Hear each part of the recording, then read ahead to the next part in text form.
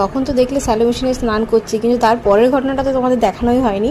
তো দেখো আমরা এখানে এত বেশি এনজয় করছিলাম, আমার বোন তো ভাত নিয়েই চলে আসলো লাস্টে বাড়ি থেকে, বললো তোরা এনজয় কর, আমি একটু মেয়েটাকে ভাত খাইয়ে নিই।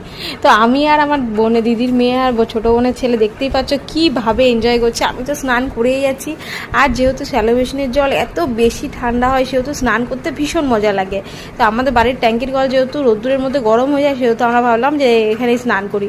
তো ওরা দেখো জাম্পিং টাম্পিং করছে ওপর থেকে। আমি তো বলছি করিস না, কারণ কি পড়ে যাবি, ওপর থেকে পড়ে গেলে কোথাও লাগবে, এটা বেশি জল নেই, খুব বেশি জল তো হয় না।